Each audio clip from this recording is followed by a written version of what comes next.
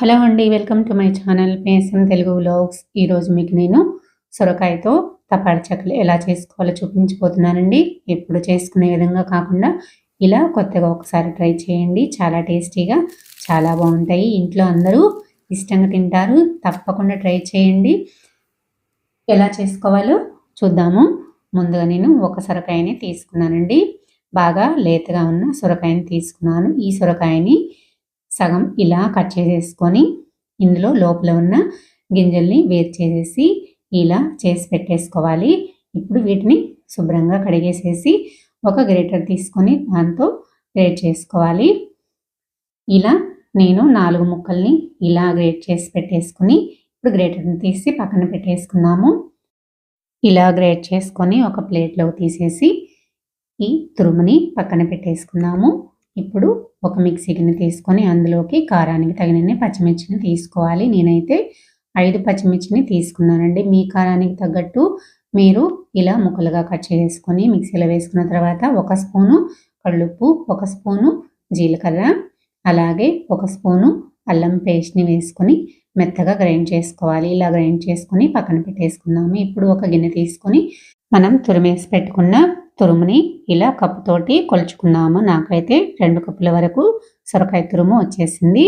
ఇలా సొరకాయ తురుము వేసుకున్న తర్వాత ఇందులోకి మనం ఏ కప్పుతో కొలుచుకున్నామో అదే కప్పుతోటి 1 కప్పు వరిపిండిని వేసుకోవాలి. ఇలా వరిపిండిని వేసుకున్న తర్వాత ఒకసారి బాగా పిండి సొరకాయ తురుము బాగా కలిసిపోయేలా కలుపుకోవాలి. ఇందులో అసలు వాటర్ యాడ్ చేసుకునే అవసరం లేదండి. ఇలా కలుపుకున్న తర్వాత పిండి అనేది లూజ్గా ఉంటే ఇంకొంచెం వరిపిండిని యాడ్ చేసుకుంటూ కలిపేసుకుంటే సరిపోతుంది. ఇలా కొంచెం లూజ్గా ఉంది కాబట్టి ఇప్పుడు ఇంకొక అరకప్పుని వేసుకుంటున్నాను. ఇలా వేసుకున్న తర్వాత మళ్ళీ ఒకసారి బాగా కలిసిపోయేలాగా కలుపుకోవాలి.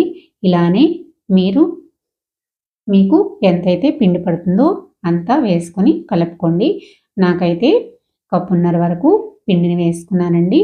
అలానే మీరు కూడా సొరకాయలో ఉన్న వాటర్ క్వాంటిటీని బట్టి పిండిని వేసుకొని కలిపేసుకున్న తర్వాత ఇప్పుడు కట్ చేసి పెట్టుకున్న ఒక పెద్ద ఉల్లిపాయ, అలాగే మిక్సీ వేసి పెట్టుకున్న పచ్చిమిర్చి పేస్టు, సన్నగా తరిగి పెట్టుకున్న కొత్తిమీర, అలాగే కరివేపాకు వేసేసుకొని ఒకసారి ఇలా బాగా కలిపేసుకున్న తర్వాత సాల్ట్ సరిపోయిందో లేదో ఒకసారి చూసుకొని చాలకపోతే కనుక అడ్జస్ట్ చేసుకోండి. మనకి ఈ పిండి అనేది ఇలా ఈ కన్సిస్టెన్సీలో ఉంటే సరిపోతుంది. మనకి గారెల పిండి ఉంటుంది కదా, అలా ఉంటే సరిపోతుంది. చేతికి ఆయిల్ రాసుకొని చేతిలో అయినా చేసుకొని వేసేసుకోవచ్చు. అలా కాకుండా ఇలా కవర్ పైన ఆయిల్ రాసేసుకొని ఇలా గారెలాగా చేసుకొని కూడా వేసేసుకోవచ్చు. నేనైతే మరీ పలచగా కాదు, మరీ మందంగా కాదండి, కొంచెం మీడియంగా ఈ తపాల చెక్కల్ని చేసేసుకున్నాను. మనం మందంగా చేసుకున్నామంటే కనుక కొంచెం సాఫ్ట్గా వస్తాయండి. కొంచెం పలచగా చేసుకున్నామంటే కనుక మనకి క్రిస్పీగా కరకరలాడుతూ ఈ సొరకాయ తపాల చెక్కలు అనేవి వస్తాయి. బాండీలో ఆయిల్ వేసుకొని ఆయిల్ హీట్ అయిందో లేదో ఒకసారి చెక్ చేసుకున్న తర్వాత మనం చేసి పెట్టేసుకున్న ఈ సొరకాయ తపాల చెక్కల్ని ఇలా బాండీలోకి ఒక్కొక్కటిగా వేసేసుకొని కొంచెం ఫ్రై అయిపోయిన తర్వాత వీటిని రెండో వైపుకు టర్న్ చేసుకున్నామంటే రెండో వైపు కూడా బాగా ఫ్రై అయిపోతాయి.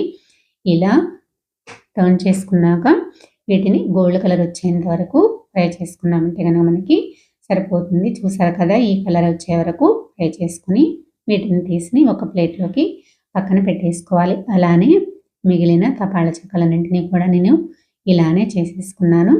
నాకైతే చాలా క్రిస్పీగా కరకరలాడుతూ చాలా బాగా వచ్చాయండి. చాలా టేస్టీగా కూడా ఉన్నాయి. ఇలా చేసుకున్న గారెలన్నింటినీ కూడా ఒక సర్వింగ్ ప్లేట్లోకి తీసేసుకొని సర్వ్ చేసుకున్నారంటే కనుక ఇంట్లో అందరూ ఇష్టంగా తింటారు. చాలా టేస్టీగా ఉంటాయి. తప్పకుండా మీరు కూడా ఒకసారి ఇలా ట్రై చేయండి. సొరకాయ ఉన్నప్పుడు ఈవినింగ్ టైంలో ఇలా స్నాక్స్ లాగా చేసేసుకున్నారంటే చాలా బాగుంటాయి. తప్పకుండా మీరు కూడా ట్రై చేసి ఎలా వచ్చాయో కామెంట్ చేయండి. నా వీడియో నచ్చినట్లయితే లైక్ చేయండి, సబ్స్క్రైబ్ చేయండి, షేర్ చేయండి. మరో మంచి వీడియోతో మళ్ళీ కలుద్దాం. Thanks for watching.